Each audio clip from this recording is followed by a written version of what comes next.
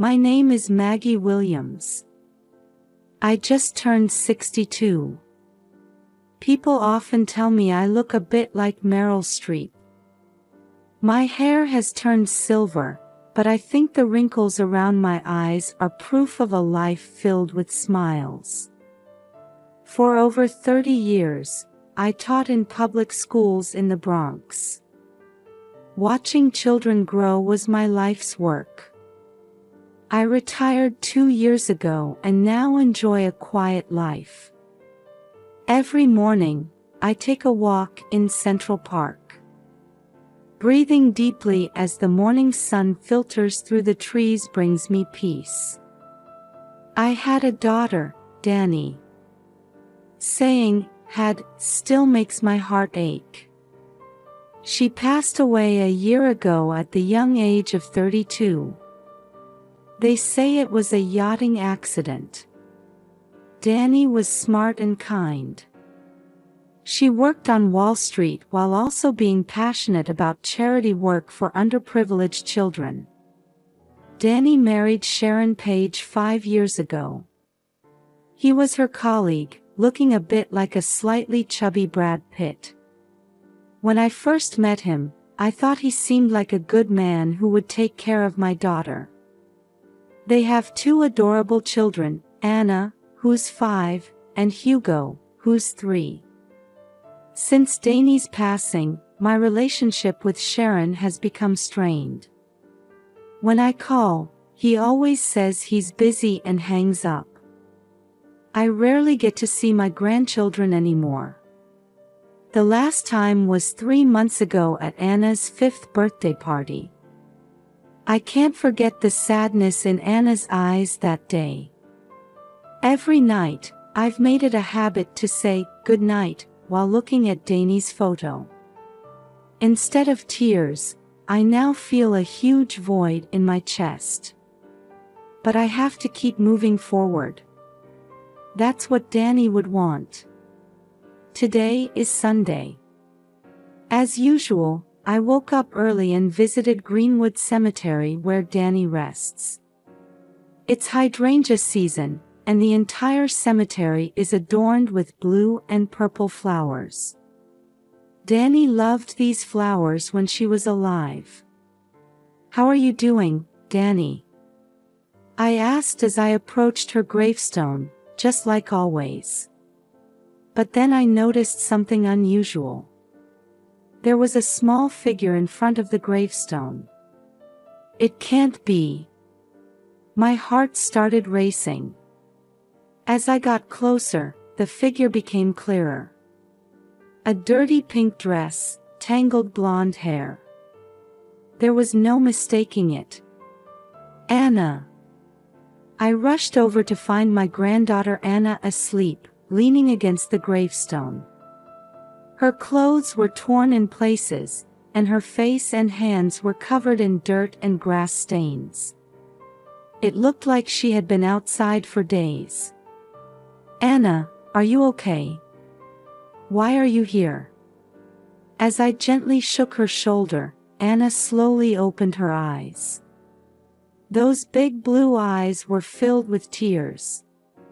"Grandma." Her voice was hoarse as she called out to me. As I hugged her, I could feel her small body trembling. "I'm sleeping with Mommy." Those words made me feel like all the blood had drained from my body. As I gently stroked Anna's cheek, I tried to confirm if Mommy meant Dani. "Anna, why did you come here? Where's Daddy?" Anna shook her head and answered in a small voice, "Daddy is with the new Mommy." "New Mommy? Has Sharon remarried?" But it hasn't even been a year since Dani passed away. My head was spinning with confusion and questions. "Where's Hugo? Where's your brother?" "Hugo is with the new Mommy." Anna's words were fragmented, making it difficult to fully understand the situation. But one thing was clear, I couldn't abandon my granddaughter who was trembling and in tatters right in front of me. It's okay, Anna. Grandma's here for you. As I picked Anna up, I was shocked by how light she was. I wondered how long it had been since she had eaten a proper meal. Holding her close, I left the cemetery. I didn't know what was going to happen next, but I swore to myself that I would uncover the truth and protect my grandchildren. After bringing Anna back to my home, I felt overwhelmed by doubt and anxiety. Anna is now sleeping deeply on the sofa after having a shower and changing into clean clothes. As I watch her small sleeping face, I try to make sense of everything that has happened. Danny's death, and Sharon's suspicious behavior. Something isn't right. Danny was a strong swimmer and was familiar with handling yachts. It doesn't seem like it could have been just an accident. And Anna's words about Sharon being with a new mommy. It hasn't even been a year since Danny passed away. What's going on? I considered contacting the police several times. But in the current situation, there's not enough evidence. Plus, Sharon is an influential figure on Wall Street. Considering his connections, they might not act quickly. What should I do, Danny? I ask, looking at my daughter's smiling face in the photo frame. Suddenly, I remember. Jack Morrison. He might be able to help. Jack was one of my students 20 years ago. He now works as a private investigator, but he used to be a detective with the NYPD. He has a trustworthy face, like a younger Robert De Niro. I take out my phone and, after a moment's hesitation, dial Jack's number. Hello, Jack. It's Maggie. Maggie Williams. Ah, Mrs. Williams. It's been a while. What can I do for you? Jack's deep voice gives me a sense of reassurance. I briefly explain the situation, and he quickly understands. I see. I'll start investigating right away. I'll thoroughly look into the details of Danny's yacht accident and Sharon's recent behavior patterns.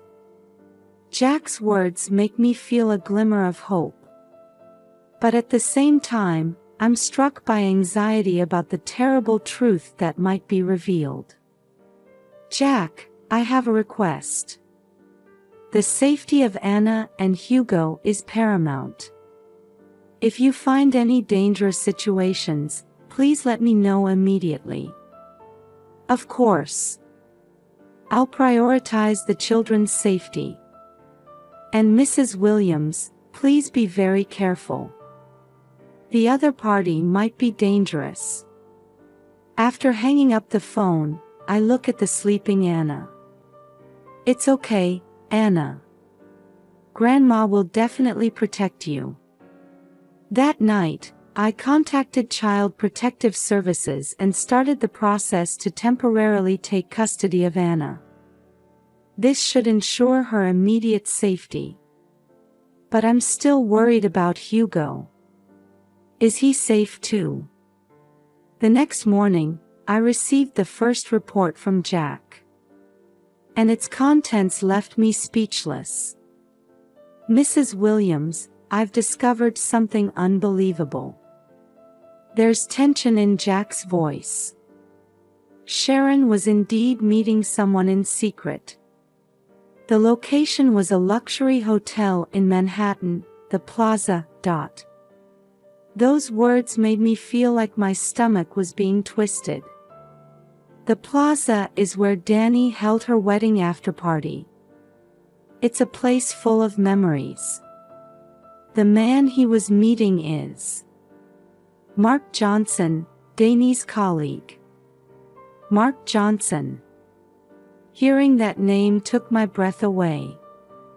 He has a fresh appearance similar to Matt Damon, and he attended Danny's wedding. I remember hearing that he was a close friend.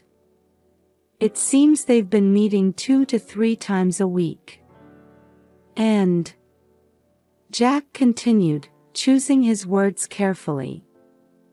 I looked into Danny's life insurance. There's an enormous payout of 500 million yen, and the beneficiary is Sharon. At that moment, I felt like the air in the room had frozen. 500 million yen. I had no idea Danny had such a large policy. That's not all, Jack revealed an even more shocking fact. I also found out about a charity organization that Danny was secretly planning, called Danny's Dream. It seems it was about to be established. Danny's Dream. Tears welled up in my eyes as I said the name. It's such a beautiful name, just like Danny. The funds for the charity seem to have come from Danny's personal account. It might have been a secret from Sharon. All the pieces started to connect. Danny's sudden death, the huge life insurance payout, Sharon's suspicious behavior, and the charity work Danny was secretly advancing. Jack, this is... The words got stuck in my throat. Yes, Mrs. Williams. As a possibility, we might be looking at murder. With those words, I felt my world crumbling. But at the same time, a strong determination welled up inside me. To uncover the truth and carry on Danny's will. And above all, to protect Anna and Hugo. That's the only thing I can do now. Jack, what should we do next? First, we'll gather more evidence. And we'll thoroughly monitor Sharon's movements. Mrs. Williams, please be very careful. We don't know what the other party might do. After hanging up the phone, I gazed out the window. The New York skyline was starting to be tinged with the sunset. Somewhere out there, Hugo must be waiting for me. Wait for me, Hugo. I'll definitely come to save you. That night, I couldn't sleep for a long time. As sleepless nights continued, Jack's investigation steadily progressed. New information came in almost daily. Security camera footage, phone records, detailed analysis of financial transactions. These pieces slowly came together, revealing the terrifying truth. Mrs. Williams, we found decisive evidence. Jack's voice was filled with excitement one day. We found traces of Sharon and Mark modifying the yacht a few days before the accident. And Jack hesitated for a moment. We obtained emails exchanged between the two. They contained detailed plans for the murder. The moment I heard those words, I felt something crumble inside me. Undeniable fact. My daughter was murdered. Faced with the evidence, I experienced an intense internal conflict. The fear of accepting this truth and a strong thirst for justice.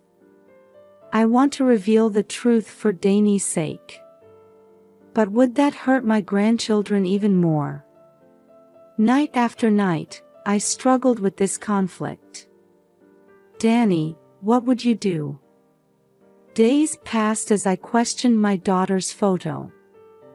Then one day, I had a sudden thought. Sarah Goldberg. She was my former student, now a renowned criminal defense attorney. She has a dignified presence reminiscent of Meryl Streep. "Hello, Sarah. It's Maggie. Mrs. Williams. It's been a while. What can I do for you?" After explaining the situation, Sarah immediately arranged a meeting. The next day, we discussed the evidence in Sarah's office. This is undoubtedly a murder case. But the opponent is an influential figure. We need to proceed cautiously. Sarah's calm analysis helped me regain some composure.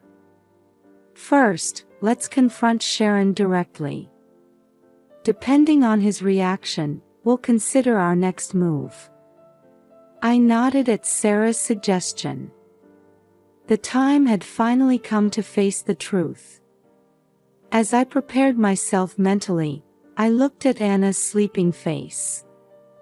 "Grandma will protect you, even for Mommy's sake." And then, the fateful day arrived. Per se, a high-end restaurant in Manhattan. This is where I was to meet Sharon. My heart was pounding as I took deep breaths repeatedly. When Sharon appeared, there was a contemptuous smile on his face. "What's this about, Maggie? Suddenly wanting to meet?" "Sit down," I said coldly. As we sat at the table, I slowly took out documents from my bag. "What do you think these are?" The smile disappeared from Sharon's face. "Records of the yacht modification. And the email exchanges between you and Mark."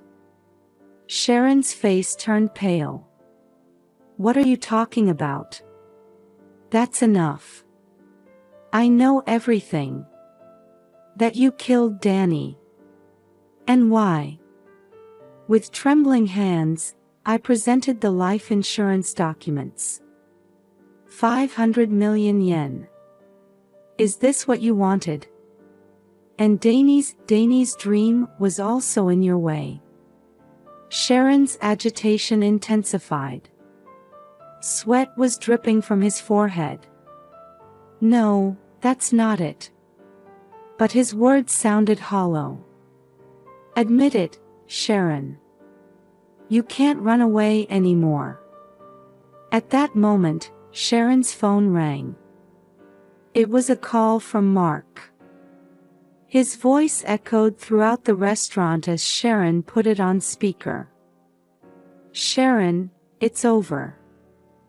I'm turning myself in. I can't cover for you anymore." The blood drained from Sharon's face. "Mark, what are you saying?" "I'm going to tell the police everything." "I'm sorry, Sharon. It's over." After the call ended, Sharon collapsed into his chair. "Why?" I asked with a trembling voice. "Danny loved you." Sharon covered his face with both hands. Looking at him, I felt a complex mix of pity and anger. "Where are the children? Where's Hugo?" Sharon answered in a small voice. "At Mark's sister's house." At that moment, the restaurant door opened and police officers entered. Jack approached me from behind and placed a hand on my shoulder. "Well done, Mrs. Williams." As I watched Sharon being taken away, I let out a deep sigh. It's over now. Danny, I was able to bring you justice. However, I knew this wasn't the end, but a new beginning. The time had come to start a new life with my grandchildren. The week after Sharon and Mark's trial ended, I stood in the Manhattan family court. This time, it was to gain custody of Anna and Hugo. My heart was racing as I took deep breaths. The judge carefully reviewed the documents and looked at me with narrowed eyes. "Mrs. Williams, you're 62 years old. Are you sure you can raise your grandchildren?" I straightened my back and answered in a clear voice. "Yes, I'm confident. I've worked with children for over 30 years as a teacher. And more than anything, I love Anna and Hugo." In court, Dr. Jane Robinson, a child psychologist, took the stand.